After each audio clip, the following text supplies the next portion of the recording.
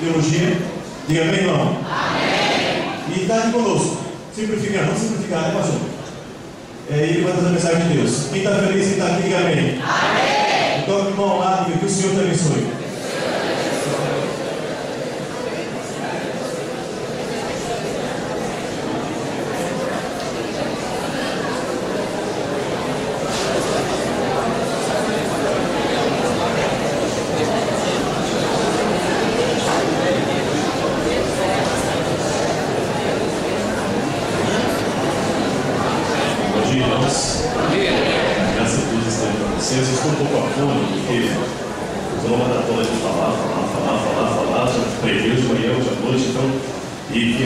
São Paulo e de lá eu já viajo para um tempo, ficar segunda-feira gravando o dia inteiro.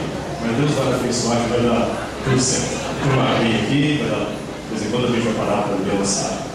Irmãos, eu gostaria de convidá-los. Eu pedi licença ao pastor para pregar daqui de baixo, eu fico mais próximo dos irmãos, seria bem melhor.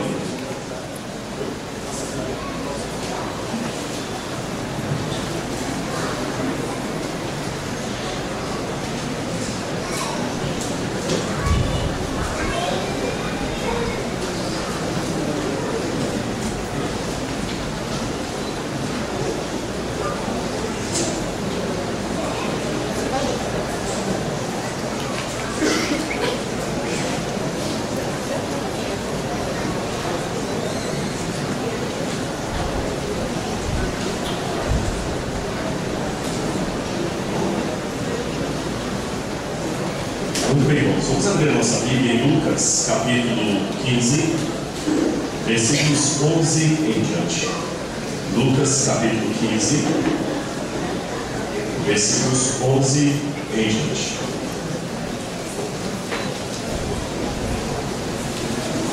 Eu vou pedir para a gente ler isso aí, igreja. Depois que eu ler o texto, fique com sua Bíblia aberta, porque eu vou retomar o texto várias vezes para explicar. É uma palavra muito conhecida. A parábola do filho pródigo. Alguém pode falar, poxa, o pastor veio lá de São Paulo e pegou uma coisa diferente. A pergunta do pastor perguntou do Cássio, sobre o que você pegou? Eu falei assim, sobre a salvação. Até para ele não contei, não. Eu já estava minha volta com o carro e falei assim, deixa lá, vamos sentar o meu. Mas Jesus falou certa vez que a Bíblia é um velho baú do qual você tira coisas novas e velhas. Vamos ver se a gente consegue tirar alguma coisa nova aqui da parábola do filho pródigo. Lucas capítulo 15, versos 11 em diante. Na minha tradução diz assim: e continuou: certo homem tinha 2 filhos. O mais moço deles disse ao pai: pai, dá-me a parte dos meus bens. E ele lhes repartiu os haveres. Passados não muitos dias, o filho mais moço, juntando tudo o que era seu, partiu para uma vida longínqua, para uma cidade longínqua, e lá dissipou todos os seus bens, vivendo dissolutamente. Depois de ter consumado tudo, sobreveio àquela terra uma grande fome, e ele começou a padecer necessidade. Então ele foi, se achegou a um dos cidadãos daquela terra, e este o mandou aos seus campos a guardar porcos. Ali desejava ele fartar-se com as alfarrobas que os porcos comiam, mas ninguém lhe dava nada. Então, caindo em si, ele disse: quantos trabalhadores de meu pai têm pão com fartura, e eu aqui pereço de fome? Levantar-me-ei e meter com meu pai e direi: pai, peguei contra o céu diante de ti, já não sou digno de ser chamado teu filho, faça-me como dos teus jornaleiros ou trabalhadores. E levantando-se foi para o seu pai. Viu o seu pai ainda ao longe, e quando o avistou, correu, o abraçou e o beijou. E o filho disse ao pai: pai, pequei contra o céu diante de ti, já não sou digno de ser chamado teu filho. O pai, porém, disse aos seus servos: trazei depressa a melhor roupa e vestido, ponde-lhe um anel nos dedos e sandálias nos pés. O pai, porém, disse: sandálias nos pés, trazei também e matai um novilho cevado, comamos e regozijemos-nos, porque esse meu filho estava morto e reviveu, estava perdido e foi achado. E começaram a regozijar-se. Ora, o filho mais velho estivera no campo, e quando voltavam ao aproximar-se da casa, ouviu a música e as danças. Chamou os criados e perguntou-lhe o que era aquilo. Ele informou: veio teu irmão e o pai o recuperou com saúde. Ele se indignou e não queria entrar. Saindo, porém, do seu pai, procurava conciliá-lo. Mas ele respondeu: Pai, há tantos anos te sirvo, sem desobedecer uma só ordem, sem transgredir uma ordem tua, e nunca me deste um cabrito sequer para celebrar com os meus amigos. Vindo, porém, este teu filho, que desperdiçou todos os teus bens com prostitutas, mandas matar para ele o novilho cevado. Então lhe respondeu o pai: Meu filho, tu sempre estás comigo, tudo que é meu é teu. Entretanto, era preciso que nos regozijássemos e nos alegrássemos, porque esse teu irmão estava morto e reviveu, estava perdido e foi achado. Fique com a Bíblia aberta. Eu tenho alguns problemas com essa palavra. Eu tinha, pelo menos. O primeiro deles, que talvez já assustaram os irmãos, é o seguinte: olhando assim friamente, eu digo que eu estou com o filho mais moço e não ajo, com o filho mais velho dessa. Imagina a situação: se você fosse uma empresa, ele ficou ali com o pai, cuidando dos negócios da família, não deixando quebrar nada. O irresponsável do caçula pegou tudo, vendeu, quebrou a empresa da família, porque tirou uma boa parte, gastou tudo em balada, em prostituição, droga. Depois ele volta, o pai manda parar a empresa e fazer uma festa aí, e colocar no carro dele. E o outro ainda banca de vilão da história. Coloque-se no lugar dele. Se você fosse o filho mais velho, você não ficaria indignado também? Imagine que aqui na igreja tem um irmão trabalhando na igreja há anos e tal, um ancião, dando a vida dele para a igreja.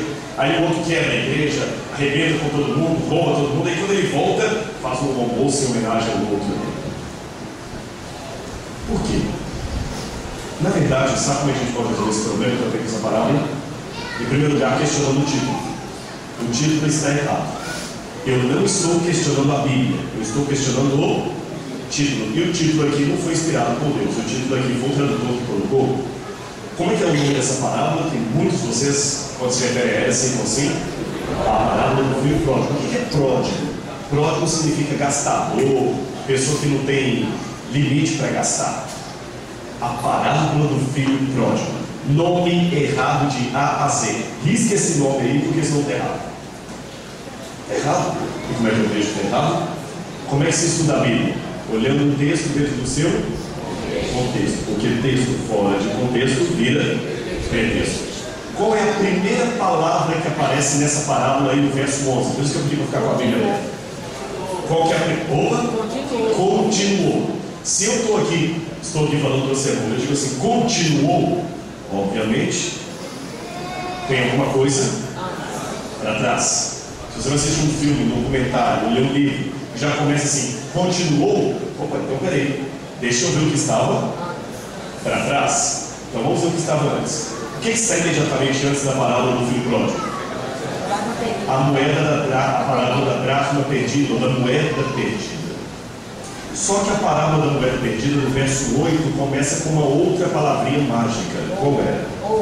Ou. Conjunção alternativa. Se eu começo ou, também deduz o quê? Eu vou falar uma coisa para você. Ou você compra um carro. Eu pensei que ele foi casado, a pessoa tá com dinheiro, irmão. Tá certo, compra um carro na casa. Eu tô mais assim, eu compro um picolé, eu compro um chup-chup. Qual é a parábola que está antes então da dracma perdida? A ovelha perdida. Interessante que a parábola da ovelha perdida começa com que palavra no verso 3? Então, olha, então também pressupõe o quê? Alguma coisa antes. Olha, irmão, então. Igual eles falaram de dois surfistas encontrando uma vez, eu falei assim, e aí? Eu falei, então. Entenda o que quiser. O que está imediatamente antes, então, que vai dar o contexto dessas parábolas? 15, versos 1 e 2. Aproximavam-se de Jesus todos os publicanos e pecadores para o ouvir. Interessante. E murmuravam os fariseus e escribas, dizendo: Este recebe pecadores e come com eles. Então vamos analisar a cena. Jesus está dentro de uma casa. que ele está fazendo? O que ele está fazendo? Estudando, lendo a Bíblia, cantando. Ele está pregando, mas também está rompendo com publicanos e pecadores. Quem chega na porta da casa e começa a murmurar? Vamos deduzir as entrelinhas aqui. Vocês acham que os fariseus entraram naquela casa? Lógico que não, né? Ficaram resmungando, murmurando. Aonde? Lá no portão. Deve ter sido num lugar que Jesus pode ter visto. Jesus então foi até a porta lá e falou com eles assim: eu vou contar 3 histórias para vocês. 3 histórias. Ele conta uma primeira parábola de uma ovelha perdida. Depois ele conta a parábola de uma moeda perdida. Deixa eu explicar o contexto dessas parábolas. A ovelha era um ganha-pão de um pastor. Ele não podia dar o luxo de perder uma ovelha. E o pastor tinha um problema em Israel. Como o deserto avança ali, você tem 78% da região da Sírio-Palestinense ali, é deserto, 78%. Então o que acontece? O pastor tem o aprisco aqui, onde as ovelhas ficam. Ele acorda de madrugada, conta ovelha por ovelha. 1, 2, 3, 4, 5, 6, 7, 8, 9, 10, 100. Ok, certinho. Desce no aprisco, com o raiar do dia, atravessa o deserto. Aí vai para um oásis, aonde tem água e grama para a ovelha comer e água para beber. Eles ficam no oásis o dia inteiro. Quando chega no oásis, ele conta de novo as ovelhas para ver se nenhuma se perdeu. Porque 100, 1, 2, 3, 4, 5, 99, 100, certinho. Quando é a tardinha, vai voltar para onde? Para Cristo. De novo ele conta. E atravessa o deserto. E quando chega no aprisco, antes de dar a última refeição, conta de novo as ovelhas. 1, 2, 3. Nessa situação, o pastor percebeu que estava faltando uma. Ficou lá fora no deserto. Ele deixou as 99 aqui e foi atrás da que se perdeu. Que ele amava aquela ovelha, era uma ovelha especial. Eu pergunto a vocês: a ovelha estava perdida dentro do aprisco ou fora do aprisco? Fora. Então tem a realidade de alguém perdido fora. A ovelha sabia que estava perdida? Sim ou não? Você acha que não? Quem tem cachorro aqui? Cachorro perdido sabe que está perdido? Sabe ou não sabe? E por que a ovelha não sabe? Animal tem instinto, irmãos. O animal sabe quando ele está perdido. Até formiga sabe quando ela está perdida. Passa o dedo aí na fila dela, ela fica doidinha. A ovelha sabe que ela está perdida como o cachorrinho. Já viu o cachorrinho correndo, ele vai cheirando, ele vai desesperado, porque ele sabe que ali não é a casa dele. Então a ovelha sabia sim que ela estava perdida, perdida fora de casa. Então tem uma realidade de uma pessoa que está perdida fora e que sabe que está perdida. Aí Jesus contou uma outra história. Uma mulher tinha quantas moedas? 10 moedas. E faltou uma. O que ela fez? Varreu a casa, achou a moeda e foi comemorar com as amigas. Que história mais patética. Não parece infantil? Imagina eu contando para os irmãos: pois é, irmãos, a minha avó um dia estava escovando o dente, a prótese caiu. Ela ficou desesperada, procurou, depois achou, foi feliz comemorar com as amigas. Já pensou num culto de quarta-feira, pastor? Cadê o pastor? Se eu fosse da Assembleia, eu pensar aqui.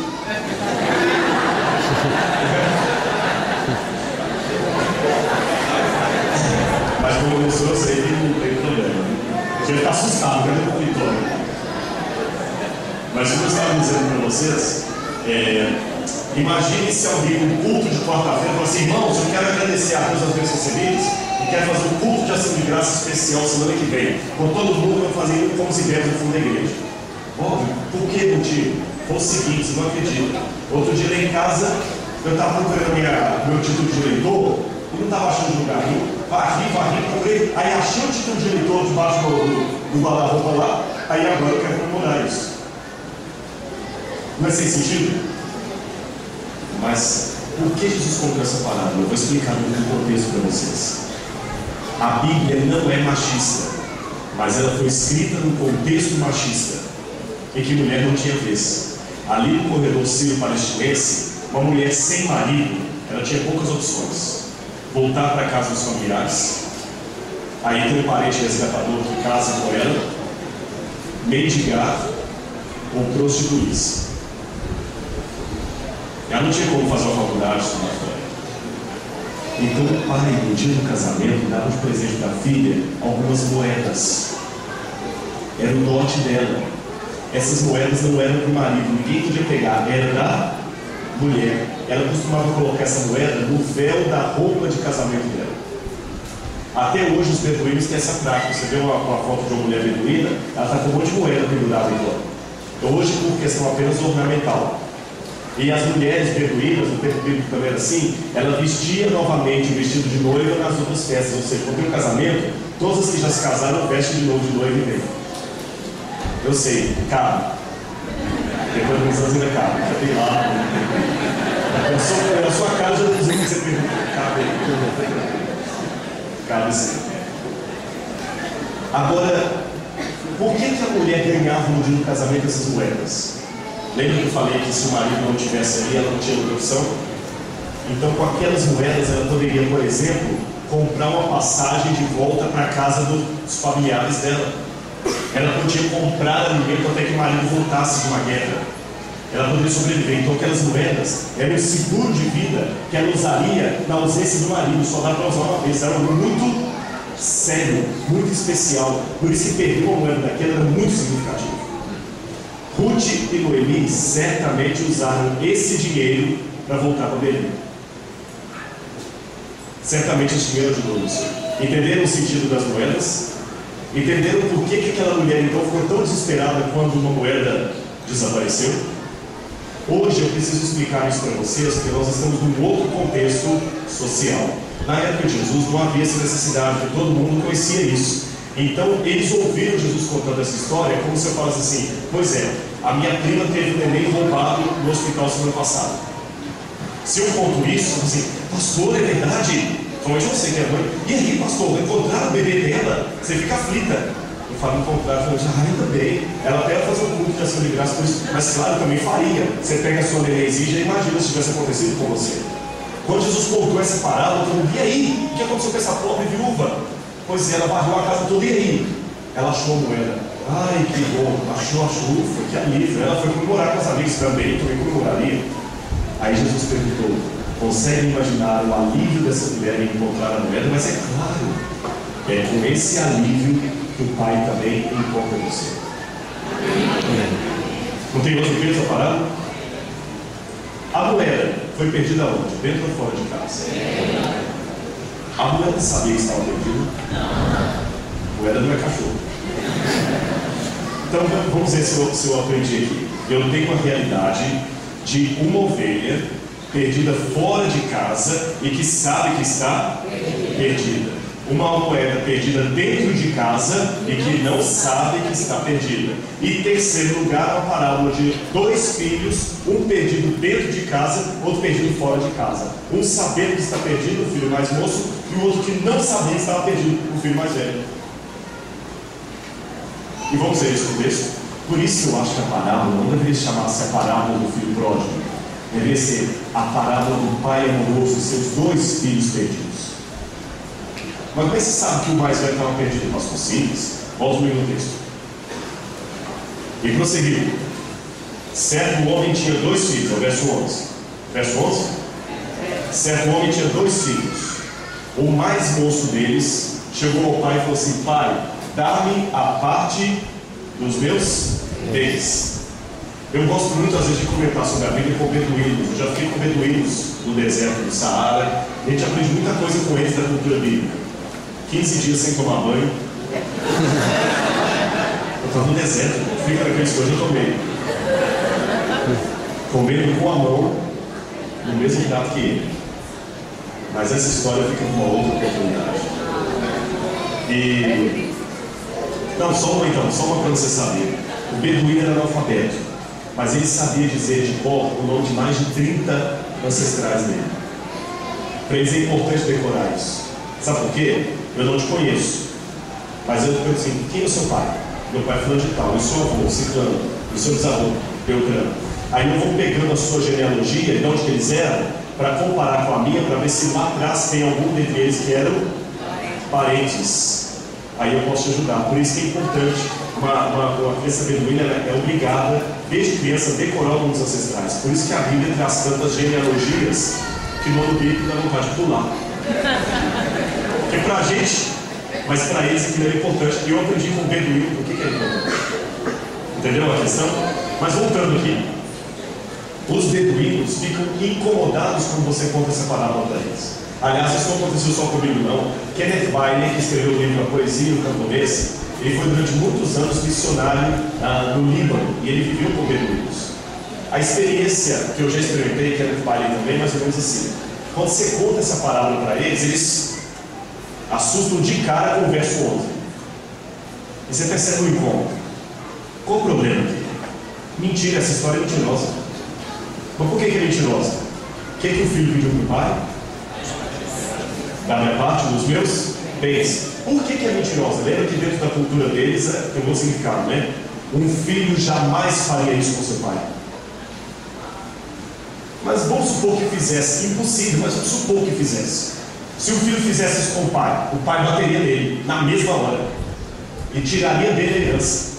Só porque ele pediu a herança antes, só por causa disso. E a aldeia o expulsaria. Mas por que é tão grave isso aqui? Aí eles respondem: um filho pedir ao pai a herança estando o pai vivo é pedir para o pai morrer. Não existe herança dada em vida no Oriente Médio. Se você diz para o seu pai, dá-me herança, literalmente você fala assim: eu quero que você morra. E numa sociedade patriarcal, em que o pai tem uma figura central importante, pedir o pai para morrer, gente, isso é muito sério. Hoje nós vivemos uma cultura que os pais não têm tanto respeito mais. Vocês sabem disso, infelizmente. A mídia ruiu lá o respeito de muitos filhos pelos pais. O pai vem do cara, mais um colega mais velho que o pai. Mas na sociedade patriarcal, o pai é representante de Deus. Você não podia desacatar o ordem do pai. E ele pediu para o pai morrer. Mas espera aí. Foi grave ou não foi o pecado do filho mais velho, mais moço? Mas do mais velho também. Se ele era o mais velho, ele era o primogênito. Ele tinha a obrigação de quê? Defender o pai e repreender o irmão.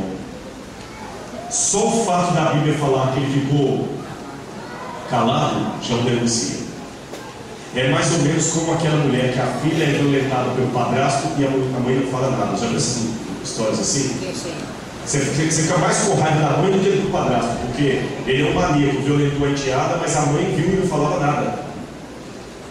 O filho mais velho, ficando calado, era como se fosse uma mãe vendo a filha estuprada pelo marido dela, que não falando nada. Da raiva.